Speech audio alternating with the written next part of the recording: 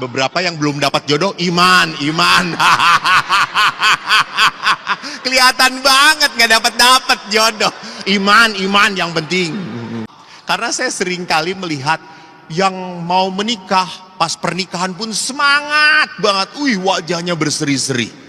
Ingin banget secepatnya dinikahkan. Tapi setelah 5-10 tahun datang ke gue, ingin banget secepatnya diceraikan gitu ya.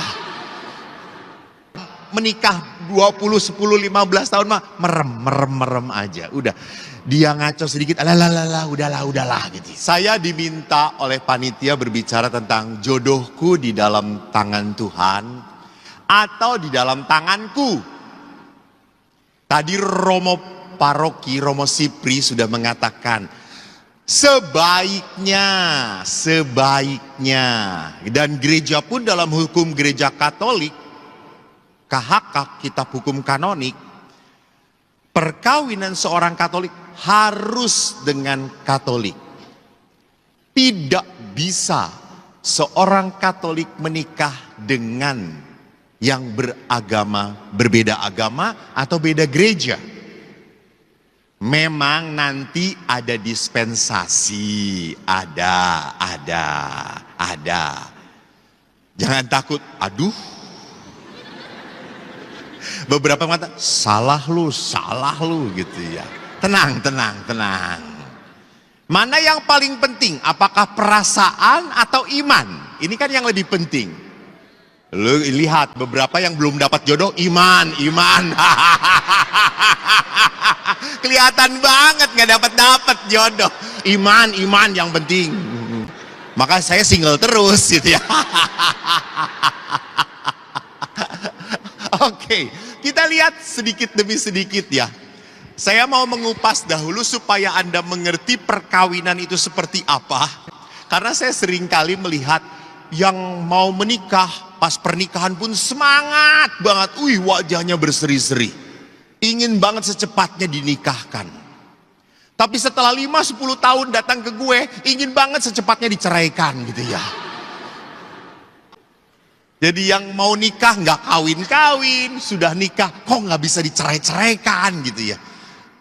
Ada sesuatu yang belum siap. Salah satu masalah perkawinan terpenting adalah apa? You have high expectation and low preparation. You know what I mean? Karena beberapa siapa sih? Ini kan kampung Bekasi coy gitu ya. Kita ekspektasinya terlalu tinggi, ngeharapin dia banget. Tapi nggak siap. Karena apa? Karena pacaran tuh semuanya iklan. Banyak laki-laki di sini berpasangan datang karena dipaksa oleh ceweknya. Lu datang lu gitu ya. Iya gitu ya. Teman-teman, kita lihat beberapa firman Allah terlebih dahulu. Injil Matius bab 19 ayat 3 sampai 6. Orang Farisi datang kepada Yesus untuk mencobai. Jadi lihat, Farisi, ahli Taurat selalu datang pada Yesus untuk mencobai. Mereka bertanya tentang perceraian. Dan Yesus memberikan garis besar pada hubungan perkawinan. Di ayat 6. Mereka bukan lagi dua, melainkan satu. Halo, ini perkawinan. Mereka bukan lagi dua, melainkan satu. Artinya kebersamaan. Artinya apa? LDR oke dalam pacaran. Tahu LDR apa? LDR itu seperti hemoglobin gitu kalau kedokteran itu ya gitu. Long distance relationship. Oke. Tetapi pada saat perkawinan sudah tidak boleh lagi yang namanya LDR. Karena tidak ada kesatuan. Jadi jangan berpikir nggak apa-apalah, nanti kalau udah nikah, kamu di Surabaya, aku di Kanada. Lu yang di Kanada kawin aja dengan beruang. Surabaya kawin dengan tukang sate, beres kan kata kita tuh. Jadi tidak bisa, karena apa? Satu. Yesus mengatakan satu. Satu pikiran, satu hati. Lalu apa yang dipersatukan Allah tidak boleh diceraikan manusia. Karena dalam gereja Katolik sadar, perjanjian lama nggak ada loh ini. Apa yang dipersatukan Allah. Karena gereja Katolik sadar bahwa di dalam jatuh cinta itu ada Tuhan yang ngasih. Tuhan yang membuat kamu tertarik. Pernah pacaran belum? Pernah. Berapa kali? 3 kali sehari?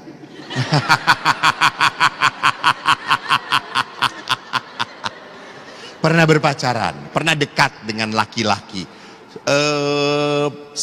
Satu kali atau beberapa kali? Beberapa kali. Putus. Bahagia. Sedih, betul sedih. Tapi dapat yang baru? Bahagia lagi. Iya. Dapat yang baru? Iya, bahagia lagi. Enggak, putus lagi gitu ya.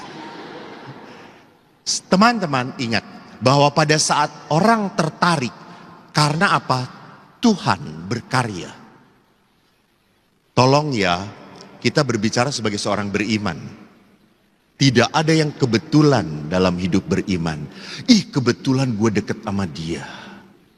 Kebetulan gue demen sama dia. Nah itu. Ada karya Tuhan yang membuat tertarik. Dan juga mungkin pada saat bersama, tiba-tiba kok gak merasa pas. Gak merasa cocok. Itu juga apa? Tuhan berkata, saya tidak menciptakan dia untuk kamu. Jelas, lepaskan. Tenang aja. Lu gak dapat terminal dekat Arnoldus, banyak banget di sana berkeliaran. Betul Romo ya? Yang tidak jelas. Di terminal gak ketemu, di pastoran masih ada gitu ya. 5 jomblo di sana gitu ya. Jadi teman-teman, di sini jangan kalian bertanya kenapa pastor di gereja kok perkawinan gak bisa diceraikan. Oi, bukan gereja yang ngomong. Siapa yang ngomong? Gusti Allah. Tuhan yang ngomong. Ini hukum Tuhan. Jadi kalau seorang Katolik menikah, kita kena 2 hukum, teman-teman. Hukum sipil. Dan yang kedua, hukum Tuhan. Hukum sipil boleh cerai atau tidak? Tenang aja, semangat banget ya Allah. Dia perkawinan persiapan untuk cerai gitu ya. Boleh, hukum sipil memperbolehkan, tetapi tidak berlaku di gereja. Jadi di sini sekali lagi Romo tidak menakut-nakuti, ndak menakut-nakuti. Cuma saya mengatakan waspada, hati-hati. Pernikahan jangan pernah terjadi karena terpaksa. Capek Romo diomongin terus oleh mama, gak kawin-kawin. Kapan nih mama ingin menggendong cucu? Lu bawa aja pinjem di panti asuhan nih mah, cucu gendong no sono gitu ya. Kadang-kadang kita jengkel juga coy diomongin kayak gitu.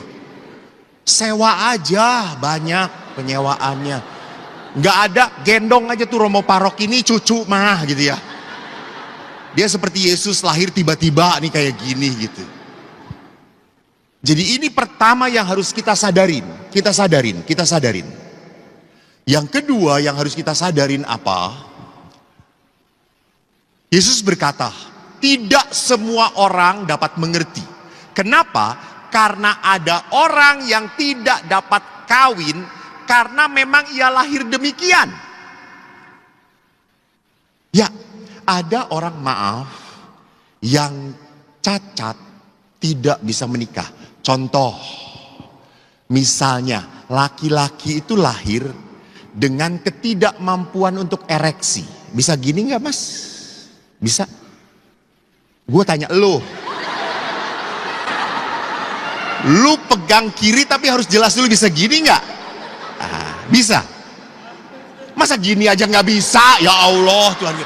Lihat pikirannya udah nggak jelas. Ini di gereja. Gue kan cuman bisa gini nggak? Cuma gini aja bingung sih. Jadi ada orang yang lahir tidak bisa, tidak punya kompetensi untuk ereksi.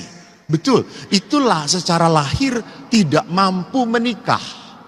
Dan itu adalah halangan di dalam perkawinan. Maka nanti para pastor pun akan tanya dalam penyelidikan kanonik. Ya Romo juga tanya ya. Jangan nanya, Romonya jorok tahu nggak? Nanya-nanya, lu bisa tegang nggak? Itu memang wajib. Karena kalau kamu mengatakan tidak bisa, ini menjadikan perkawinan halangan. Tidak bisa menikah. Impotensi disebutnya. Tapi sebelum perkawinan. Kalau impotensinya setelah perkawinan, itu mungkin karena terlalu semangat istrinya gitu ya. Sehingga burungnya mati saudara-saudara gitu ya. Sudah disalibkan bersama Yesus. Dan tidak bangkit-bangkit lagi gitu ya. Kan saya pernah ikut, kamu kan tahu kan ada kebangunan rohani Katolik. Kan ada misa penyembuhan. Lalu pasturnya itu di depan, saudara-saudara sentuhlah bagian yang sakit dalam tubuhmu. Yesus akan menyembuhkan gitu. Lalu si istrinya tuh kan kena kanker payudara, dia pegang. Si suaminya pegang ini. Lalu istrinya ngeliatin, "Pah, kata pastor yang sakit bukan yang mati."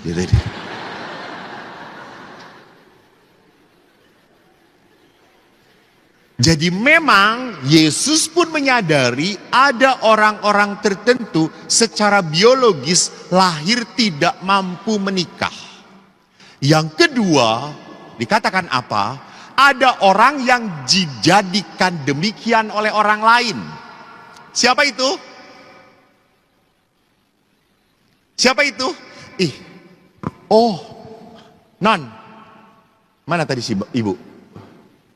Saya bawa salib dari Roma. Saya mau kasihkan sebagai hadiah. Kalau yang bisa menjawab.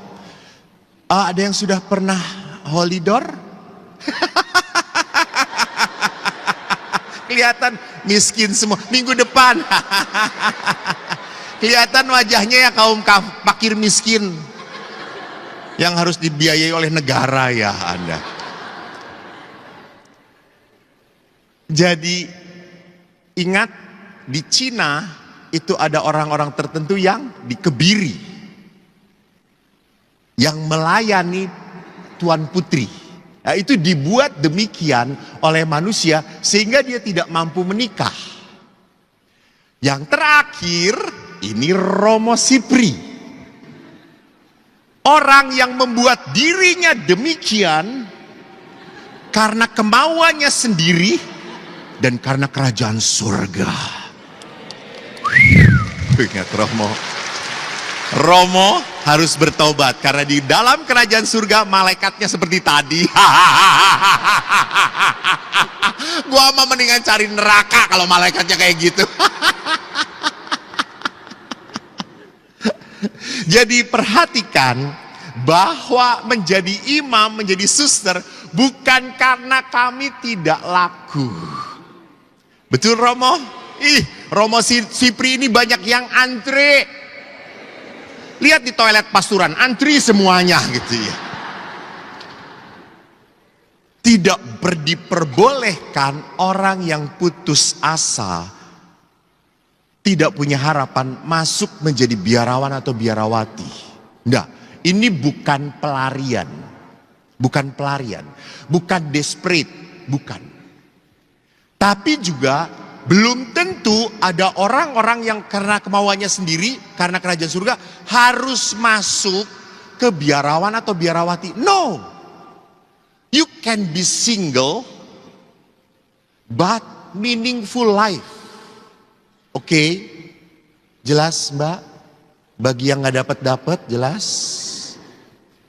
Jadi perkawinan itu adalah sebuah karunia dari Tuhan.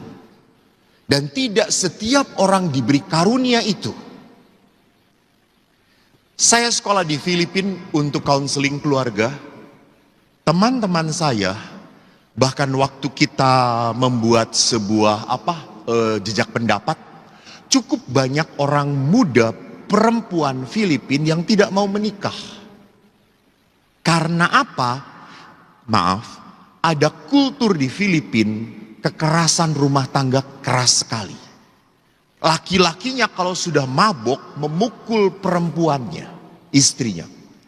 Maka kekerasan dalam rumah tangga membuat dia apa? Gua nggak mau kawin. Ada juga ini memutuskan tidak menikah karena lihat ada luka di dalam keluarga mereka. Papa gua lari dengan wanita lain, menyakitin mama. Saya kecewa. Saya tidak mau kalau kawin nanti saya seperti itu.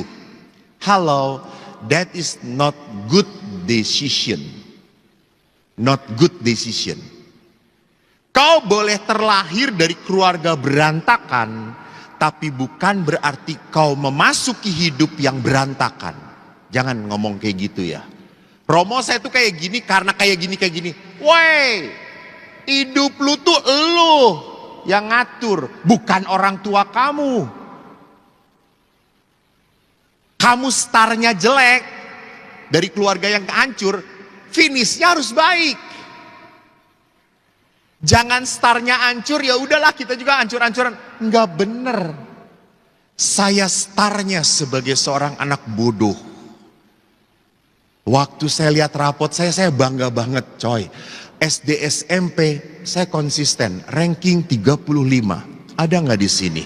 Konsisten, nggak naik, nggak turun. Hebat saya ini. Jumlah murid 37, edan kata saya itu. Saya bisa mengalahkan adik saya. Adik saya itu naik turun 1, 3, 2, 1, 3. Dek, kamu naik turun, saya nih 35. Terus. Baru saya masuk seminari Romo, saya ranking 15. Ibu saya kagum, 15, jumlah murid 17. Jangan menghina, sama aja. Lu matematika kagak lulus lu, 35 dengan 15 sama aja. Lihat usaha anak ini supaya sampai 15. Yang kayak gini yang Tuhan tidak suka itu tuh.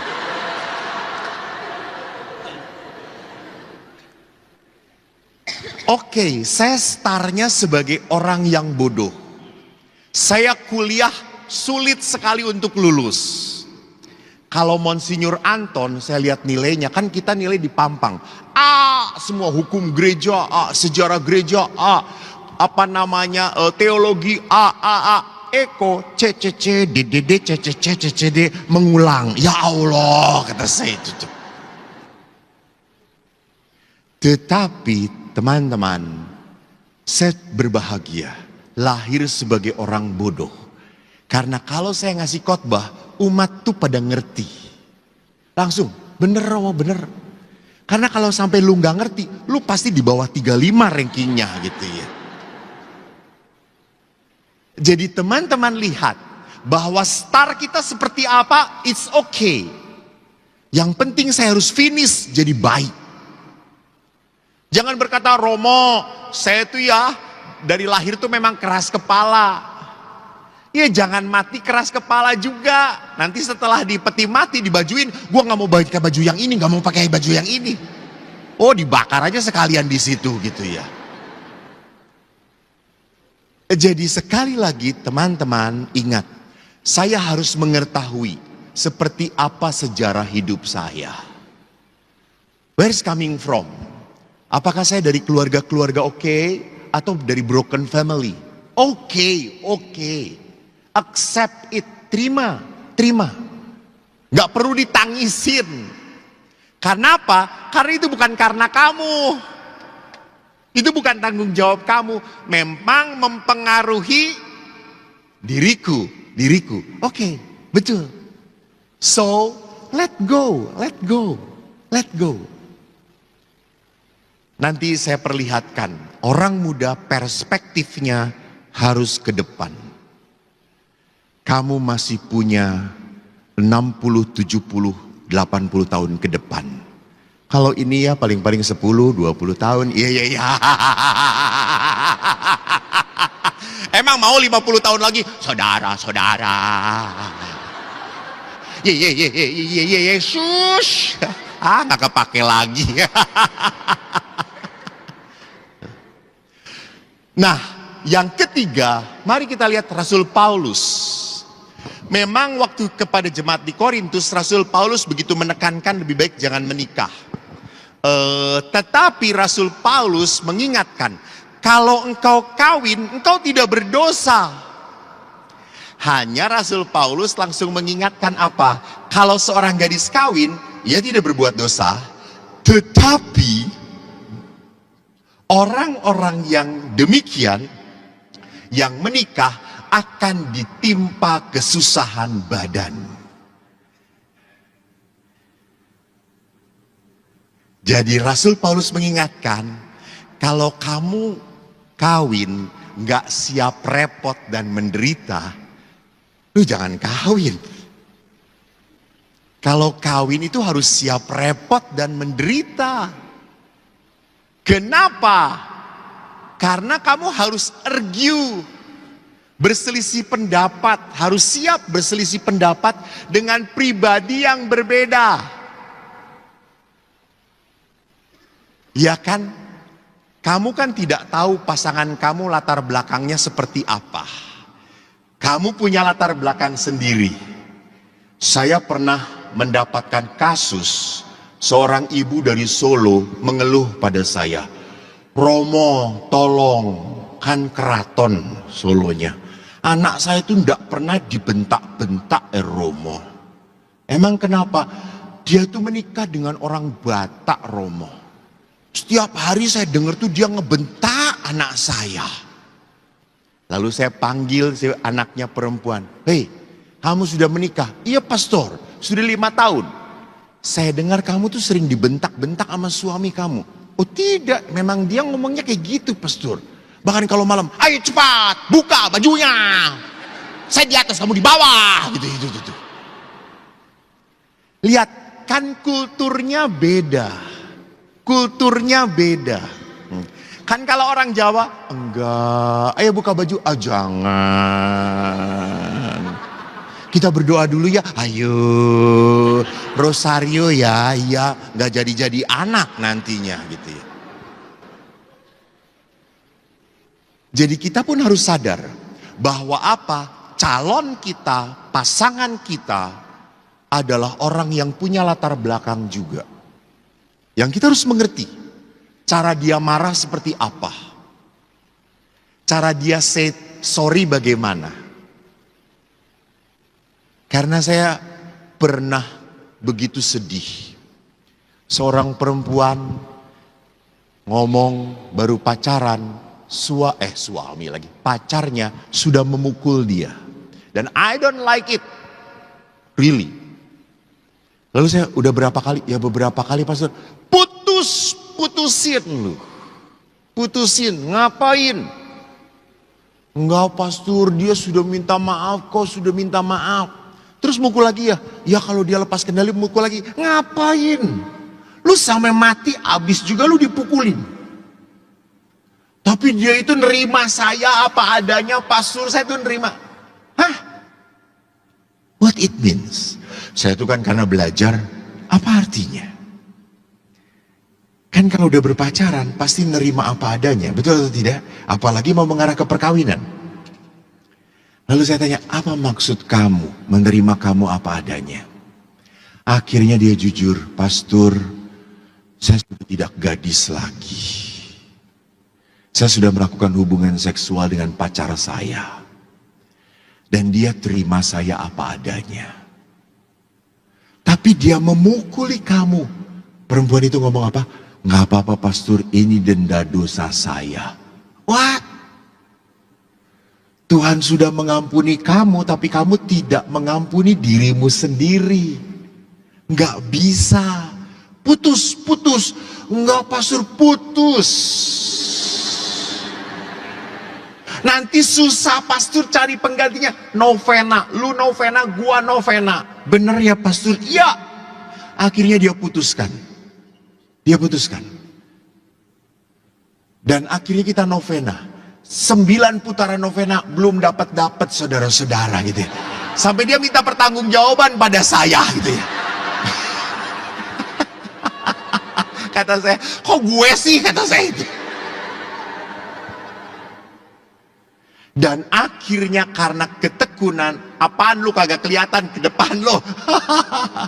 Dan akhirnya karena ketekunan, dia mendapatkan pasangan yang baik sekali. Jadi jangan pernah luka yang apaan sih di film-film?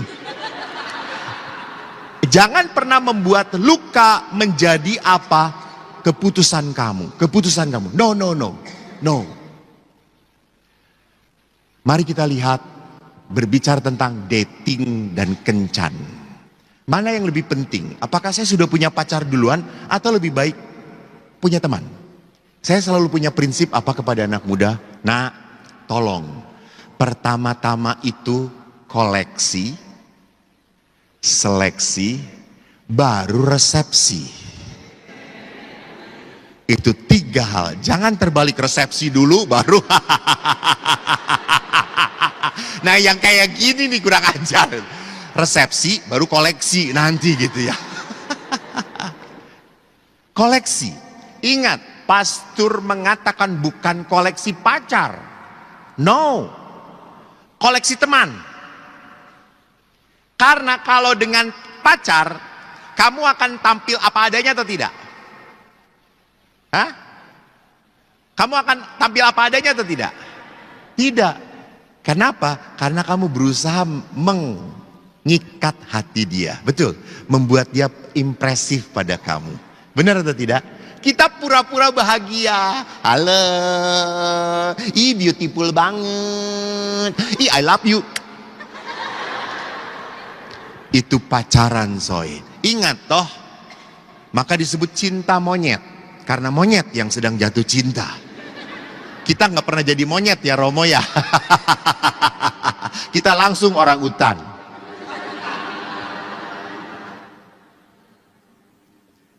Jadi jangan pernah lupa, pacaran it's fake. Banyak kebohongan. Tetapi pada saat berteman, kalau berteman kita bebas atau tidak? Bebas, kita bisa mengerti. Oh, bagaimana dia memperlakukan orang kecil. Oh, bagaimana dia memperlakukan orang tuanya. Oh, dia bagaimana memperlakukan sahabatnya. Dan ingat, itu yang akan diperlakukan pada kamu. Kalau kelak kamu menjadi pasangannya. Jadi mengerti ya apa artinya koleksi. Bergaulah. So, baru nanti kita bisa seleksi. Mana yang bisa dengan saya. Nah, gue belum ngomong ini. Dating adalah karunia untuk setiap orang, betul. Setiap orang mempunyai karunia, dan itu dari Tuhan, dan punya kebebasan dalam pilihan hidupnya. Orang tersebut yang tahu apa yang membuat dia lebih bermakna bagi hidupnya. Lihat. Jadi saya itu dating bukan berarti yang lain juga dating. Yang lain juga punya pacar. Ngapain gua Sabtu tidak ada yang tanya, yuk jalan yuk. Malah perginya selalu dengan mama papa lagi. Ya Allah, lama-lama gua kawin dengan semut. Enggak. Jadi sekali lagi pada saat saya mau berpacaran, hubungan yang lebih dekat, itu kebebasan kamu. Kamu harus menemukan hidup saya lebih berarti. Hidup saya lebih berkembang. Hidup saya lebih bermakna. Itu. Bukan yang jadi ukuran, yang lain juga kayak gitu. Jangan jadi ukuran. Teman-teman, pada saat kita membandingkan di situ sudah tidak ada berkat Tuhan lagi. Karena berkat Tuhan itu spesial. Beda. Tuhan memberkati kau dengan Tuhan memberkati dia. Beda. Maka saya harus apa? Harus sadar. Kedua, hidup sendirian, belum berpasangan, apakah itu bermasalah? Apakah itu tidak normal? Jangan berpikir bahwa perkawinan adalah solusi terbaik untuk mengatasi kesepian. Hello. Setelah menikah, you can find so many couple get the loneliness. Betul. Di belakang itu suami istri. Lihat, sudah begitu banyak memakan penderitaan. Ibu-ibu, kalau di sini kan beda wajahnya yang antara yang segar-segar. Ini mah daun itu sudah hijau gitu ya, masih hijau. Di sini beda, wanginya berbeda saudara-saudara. Di sini wanginya masih parfum, di sini minyak angin saudara-saudara. Beberapa gitu ya. Bu, hidup perkawinan berapa tahun? Oh, belum menikah. Oh, ini sebelahnya siapa? Oh, bodyguardnya. Oh, pendamping orang muda. Bapak, bukan. Siapa yang menikah? Bapak pasangannya mana? Oh, ini pasangannya. Sudah berapa tahun menikah, Pak? 25 tahun. Wow, perak. Dahsyat. Bu, selama 25 tahun, anak muda tolong dengarkan. Apakah selama 25 tahun ibu mau cerita, ibu mau ngomong, ibu mau curhat, Bapak selalu ada untuk ibu untuk mendengarkan? Kadang-kadang, iya betul. Berat banget mau ngomong kayak gitu juga, ya Allah. Ibu bukan sendirian, betul, betul. Kadang-kadang, jangan pikir nanti setelah menikah dia akan ngedengerin gue terus. Mimpi kali. Yang selalu siap mendengarkan keluhan kalian adalah Romo Paroki. Karena itulah tempat sampah penderitaan. Jadi jangan sampai berpikir nanti kalau gua sudah menikah gua nggak akan kesepian lagi. No. Itu masalah kamu. Jangan jadikan punya pasangan supaya saya tidak kesepian.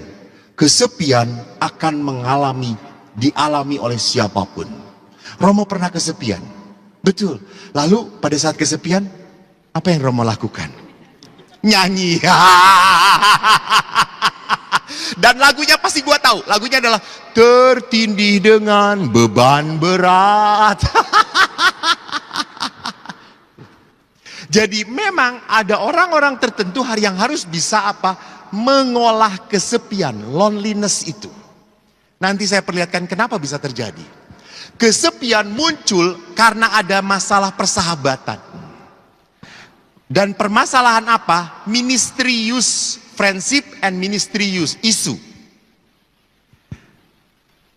Teman-teman, manusia itu walaupun pribadi, tetapi kita butuh bersosialisasi. Kenapa orang merasa kesepian, loneliness? Because you have no friend. Because you have no soulmate. Kita nggak punya orang yang dekat yang bisa ngomong dan dia mendengarkan saya. Dan tidak hanya mendengarkan, tapi dia mendukung saya, menguatkan saya. Karena banyak teman juga yang menjerumuskan. Pacar gua kayak gini, nyebelin banget. Udah lu racun aja biar mati tuh laki kayak gitu.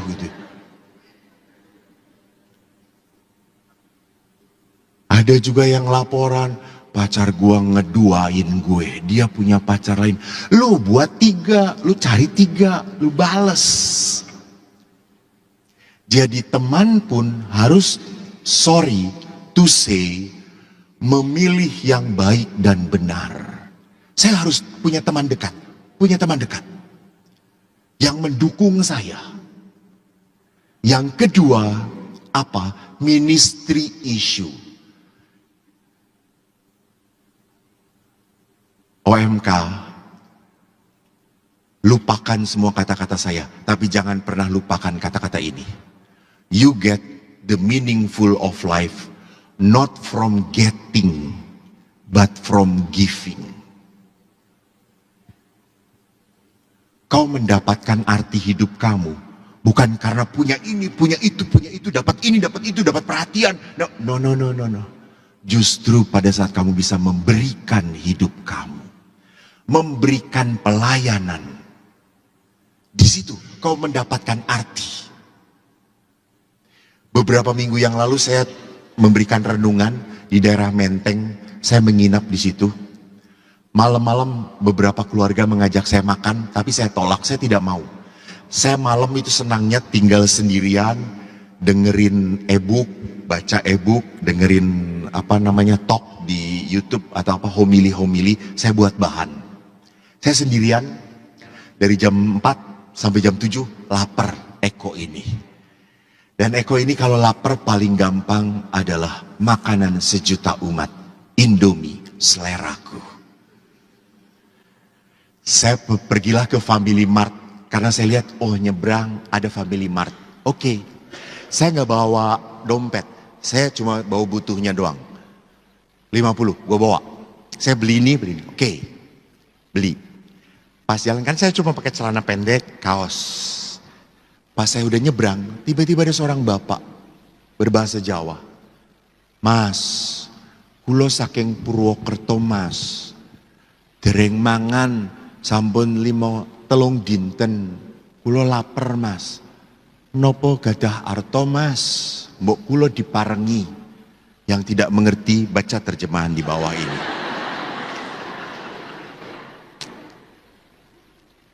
Saya orang Purwokerto, saya 3 hari sudah tidak makan. Apakah punya uang? Tolong saya. Lalu saya lihatin bapak itu. Maaf, dalam jarak 2 meter pun sudah bau sekali keringetnya. Terus saya, oke, Pak, niki wonten. Saya kasih sisa dari belanja saya 20.000. Anda tahu dia pegang wajahnya itu, wah mas matur nuwun sangat nggih. Matur nuwun, kula saged mangan sak menika. Matur nuwun nggih, matur nuwun. Wow. Ada sebuah sukacita. Saya tidak bisa memberi makan 1 juta orang, tapi saya bisa memberi berkat 1 orang, that is enough. Make my life meaningful. Itu, from giving, you get the meaningful of life. Maka salah banget kalau orang muda punya prinsip, yang penting gua happy, di kamar sendirian. Oke, you are happy, that's right. But kamu akan mengalami apa? Bolong, kosong, hampa. Kan ada lagunya tuh, hampa terasa diriku tanpa dirimu, apret. Orang tuh hampa kalau tidak mendapatkan arti hidup saya. Nah, mari kita lihat Bapak Paus ngomong apa. Bapak Paus Yohanes Paulus II mengatakan orang muda sekarang menghadapi kebingungan. Tentang apa? Makna hidupnya. Tidak mau jadi apa dan tidak tahu mau ngapain. Nggak ngerti. Sudah banyak orang muda prinsipnya aja. Prinsipnya apa? Just follow the flow. Ya atau tidak? Mengalir aja. Saya tuh langsung tanya kepada, kan saya memberi retret anak-anak toh, SMP. Anak-anak, apa yang cuma mengalir saja ngikutin arus air? Anak-anak langsung ngomong, tai. Kan di bayangan saya makan daun mati gitu ya, batang. Mereka langsung tai. Iya juga kata saya tuh. Jadi anak muda yang punya prinsip mengalir saja kayak apa? Ya itu. Anda nggak punya arti hidup, kotoran.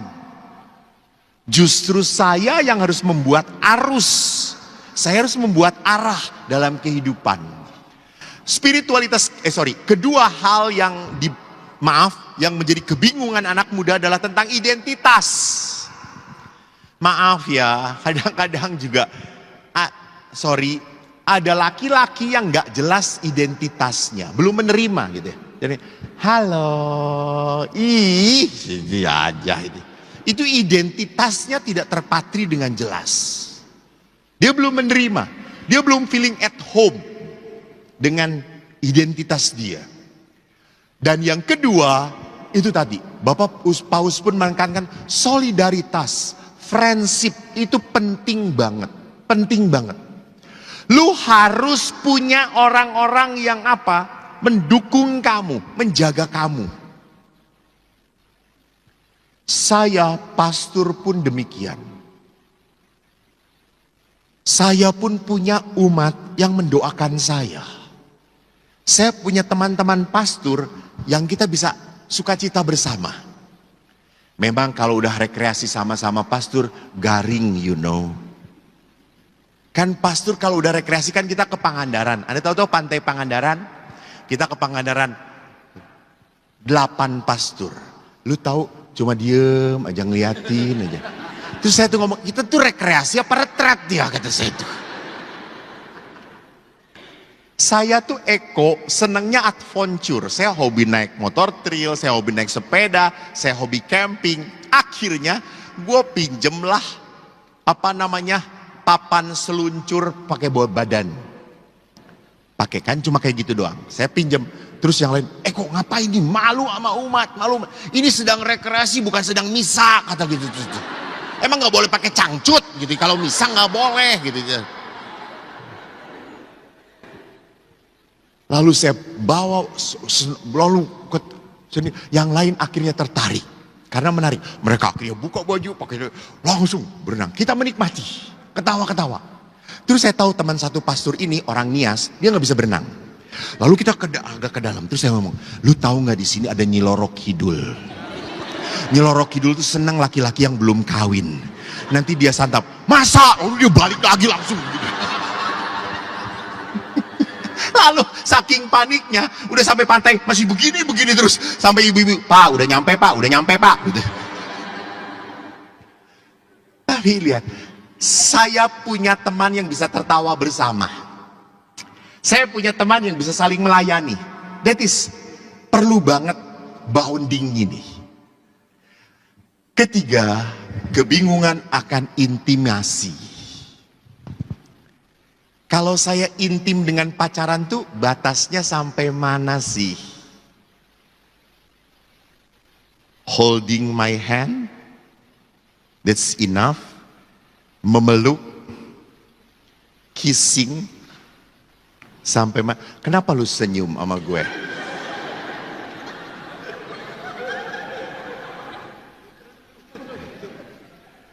Kan harus ada batasnya. Harus ada batasnya. Maaf, kalau kalian tidak mendapatkan intimasi di dalam keluarga kamu, maka pacarannya bisa kebablasan. Kamu tidak punya lagi norma. Laki-laki kan, tunjukkan sayangmu, please tunjukkan sayangmu. Show your love, hajar kalau show your love. Nih love nih gitu ya. Jadi saya harus tahu batas. Berpacaran yang bermoral itu artinya apa? Saya tahu batas. Mana yang boleh, mana yang tidak. Keintiman itu, ingat, tidak boleh menjadi kebablasan. Tidak boleh menjadi kebablasan. Maaf para wanita, karena banyak yang akan menjadi objek penderita adalah siapa? Wanita. Karena wanita jelas, sekali saja kamu berhubungan intercourse seksual, lu sudah, BS. Barang second, ya Allah susah banget ngerti amat ya Allah. BS itu apa ya? Kurang bergaul beda dengan romonya. Susah lah kalau calon suster kayak gini tuh.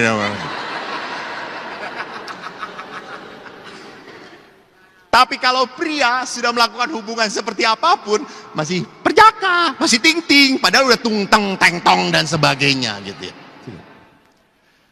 Jadi di sini kita harus sadar, intimitas, relasi harus ada batas. Tidak bisa kebablasan. Dating, berkencan, tadi saya sudah dikatakan waktunya habis, sebentar lagi ya Mas ya. Karena itu galak banget sih Mas itu tuh. Berkencan membuat saya semakin mengenal calon pasangan. Itu tadi yang saya katakan. Justru dalam berkencan, kamu sering membutakan diri kamu. Teman-teman, waktu kawin, waktu pacaran, mana yang lebih kuat? Feeling atau thinking? Hah? Mana? Feeling lah. Oh, thinking manaan? Mana gua pikir-pikir. Feeling lah. Iya toh? Jadi your love, cinta kamu sungguh diatur oleh feeling kamu. Gua udah demen banget, gua udah sayang banget. Dia pilihan gue. Kan ada lagunya tuh, jatuh cinta sejuta indahnya, dibelai ditendang amboi rasanya. Itu tuh. Iya kan, kalau keinjak sama pacar, pernah nginjak belum? Sekarang injak, cobain. Kamu akan ngomong apa kalau keinjak? Wah, edan men, dapat. Bu, setelah 25 tahun perkawinan, Bu. Kalau keinjak suaminya, ibu akan berkata, matamu di mana? Isi. Bu, setelah 25 tahun perkawinan, itu beda banget. Kamu pacaran atau apa? Sudah nikah? Sudah berapa tahun? 10 tahun? Oh, pacaran. Kenapa duduknya di sini? Ada yang pacaran? Ini pacaran? Lagi dekat, ya betul. Ya, karena saya ngeliat gua di depan, si lakinya ngeliatin perempuannya terus. Kayak sakramen Maha Kudus diginiin itu.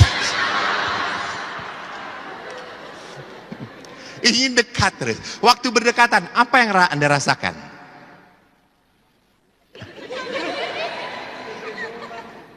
Nyaman. Nyaman, bahagia. Bu, 25 tahun, Bu.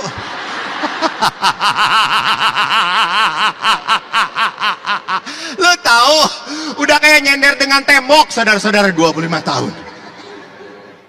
Beda. Baru menikah deketan, setelah ini udah panas, Johan sana panas. Ingat, that is real. Saya bukan ngada-ngada, that is real. That is real. Tolong bedakan, waktu pacaran feeling kamu akan kuat. Tetapi setelah menikah, sometimes you have no feeling anymore. But kamu perkawinan harus diatur oleh decision. Ini keputusan saya. Ini keputusan saya. Feeling sudah hambar, betul. Karena ada bapak-bapak, Romo, saya tuh kalau memegang istri saya, itu istri saya tuh kalau udah di mall, lambat sekali. Saya geret aja, Romo, ayo terus. Saya pegang. Ada setrumnya nggak? Udah nggak ada. Tapi pada saat saya nyentuh pembantu saya, kok nyetrum ya itu. Jadi feeling bisa up and down. Bisa come and go. Very easy. Paling gampang banget. Apakah itu ukurannya? Ini sorry yang sering kali dijadikan dasar dalam perceraian. Yaitu apa? Saya sudah tidak bahagia lagi. Saya sudah nggak bahagia lagi, ngapain? Kan hidup harus cari bodoh itu namanya. Cari bahagia. Salah. Kalau cari bahagia kau akan menderita terus. Bahagia itu bukan dicari.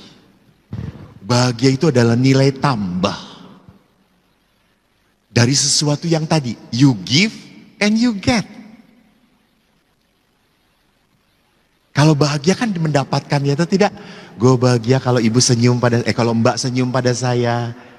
Kalau mbak ngasih bunga pada saya akan bahagia. That is bahagia. Tetapi pada saat perkawinan, my decision, keputusan saya. Maka saya lihat sebelum dating, temukan cinta yang mendasar. Artinya apa? Teman-teman, apapun keputusanmu, Tuhan mencintai kamu. Tuhan menghargai kamu.